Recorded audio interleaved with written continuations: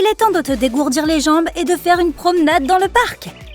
Le soleil brille et tu profites de ce beau temps et de la vie en général.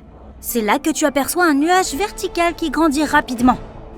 D'un blanc éclatant au début, il s'approche à une vitesse alarmante, se densifiant et prenant une couleur d'encre. Le ciel s'assombrit et une rafale de vent fait s'envoler ton chapeau. Et puis tes cheveux commencent à se dresser sur ta tête. C'est le moment de courir pour sauver ta vie. Tu es sur le point d'être frappé par la foudre. En ce moment même, des charges positives s'élèvent dans ton corps.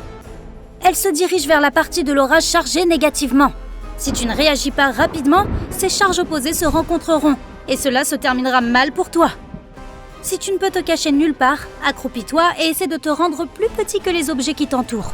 Ne t'allonge pas à plat sur le sol. Il peut être humide et donc très conducteur. Il y a aussi d'autres signes qui signalent un danger pendant un orage. Tes paumes peuvent commencer à transpirer. Tu peux entendre des crépitements, des bourdonnements ou des vibrations bizarres provenant d'objets métalliques à proximité. Ta peau peut commencer à picoter. Tu peux sentir un étrange goût métallique dans ta bouche. Si tu n'es pas juste en train de mâcher du papier d'aluminium à ce moment-là, fais attention. De plus, tu es susceptible de sentir une odeur de chlore. C'est l'ozone. Les charges électriques divisent les molécules d'azote et d'oxygène, qui sont les principaux gaz formant l'atmosphère, en atomes séparés. Lorsque ces atomes se réunissent à nouveau, certains d'entre eux produisent des molécules composées de 3 atomes d'oxygène. C'est l'ozone. Tu peux la sentir pendant un orage parce que les courants descendants la font descendre des hautes altitudes jusqu'au niveau de ton nez. Tu peux savoir à quel point un orage est proche en mesurant le temps entre le moment où tu as vu un éclair et celui où tu entends le tonnerre. 3 secondes représentent environ 1 kilomètre. Le ciel au-dessus de ta tête s'assombrit et prend une teinte verte inquiétante. Quelque chose te frappe sur la joue. Aïe! Ça fait mal! Tu ramasses l'objet en question, c'est un énorme grêlon. Mais il ne fait pas si froid dehors et il ne pleut même pas. Tu remarques que tout est calme, tranquille, il n'y a pas le moindre brin de vent. Cela te fait penser au calme avant la tempête. Et en effet, tu entends bientôt du bruit. Il s'approche rapidement et se transforme en un grand rugissement, comme si un train de marchandises se dirigeait droit vers toi. Seulement, ce n'est pas un train, c'est une tornade et tu n'as presque pas le temps de t'échapper. L'entonnoir n'est pas visible derrière un nuage de débris, mais impossible de confondre cette colonne d'air en rotation avec quoi que ce soit d'autre.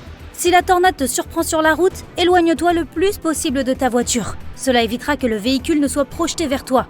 Trouve un fossé, allonge-toi dedans et couvre-toi la tête.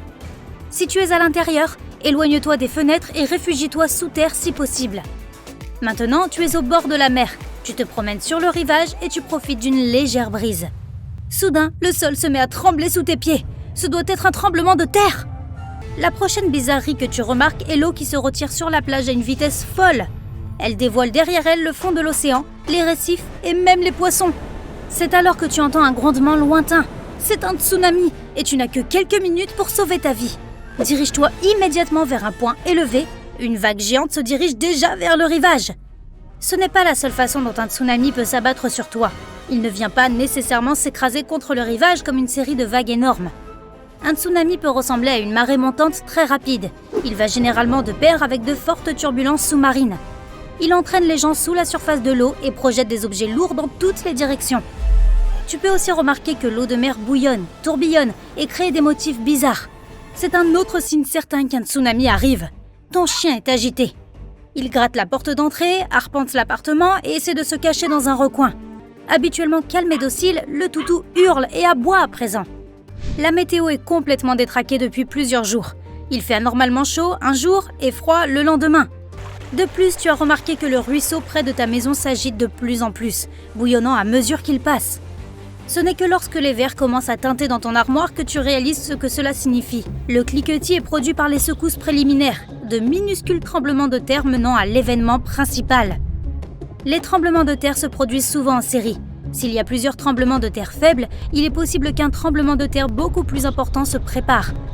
Un peu avant la catastrophe, tu pourrais remarquer des lumières bleues bizarres. Certaines d'entre elles semblent venir du sol, d'autres semblent flotter dans les airs, immobiles. Il s'agit de ce qu'on appelle les lumières sismiques. Émises par les roches soumises à de fortes contraintes, elles peuvent être vues des jours ou des secondes avant que le sol ne commence à trembler. Toutefois, certains experts doutent de l'existence de ces lumières sismiques. Si tu penses qu'un tremblement de terre est sur le point de se produire et qu'il y a un poisson-chat dans ton aquarium, fais attention à son comportement. Les scientifiques ont prouvé que cette espèce peut réagir aux tremblements de terre en avance. Les poissons deviennent agités lorsque l'activité sismique est élevée.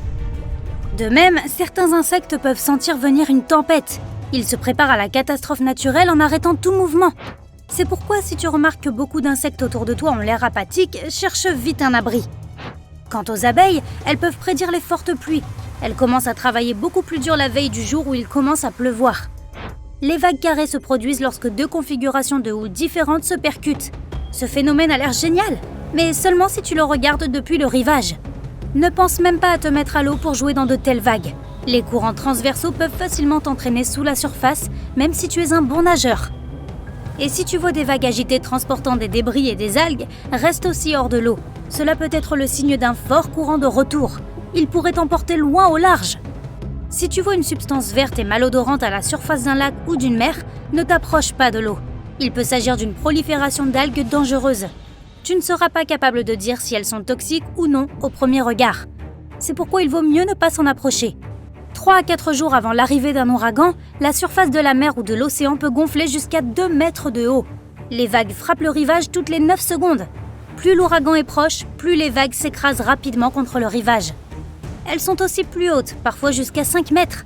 Le ciel est parsemé de nuages légers et duveteux. Environ 36 heures avant que l'ouragan n'atteigne le rivage, la pression atmosphérique commence à baisser. Après cela, le vent accélère. Des nuages étirés, ressemblant à des cheveux, apparaissent dans le ciel. 18 heures avant que l'ouragan n'atteigne le rivage, le ciel s'ouvre et il commence à pleuvoir. L'eau de pluie inonde souvent les zones de basse altitude, atteignant jusqu'à 4,5 mètres. 12 heures avant l'ouragan, un puissant coup de vent commence à apporter des débris. 6 heures avant que l'ouragan ne touche terre, la vitesse du vent est déjà de 145 km/h. Il est assez fort pour briser et même déraciner des arbres, projeter de gros débris et retourner des voitures. Au fait, mettons que tu sois en train de naviguer et qu'il y ait des requins qui tournent autour de ton bateau. Garde un œil sur eux. Si les prédateurs te laissent soudainement tranquille et se dirigent vers les eaux profondes, cela peut signifier qu'un ouragan se rapproche. Retourne sur la terre ferme aussi vite que possible et préviens tes proches. Si pendant une période de forte pluie, tu entends un bruit de grondement, il peut s'agir d'une crue soudaine qui se déplace dans ta direction. Si tu es près d'une rivière à ce moment-là, tu pourrais voir des débris descendre avec le courant. L'eau peut changer de couleur et devenir plus boueuse et plus sombre. Ces signes devraient te mettre en garde contre les dangers qui te guettent. Si ton intuition est bonne, tu n'as pas de temps à perdre. Essaie de t'éloigner de cet endroit aussi vite que tu le peux. Les crues éclairs sont souvent mortelles.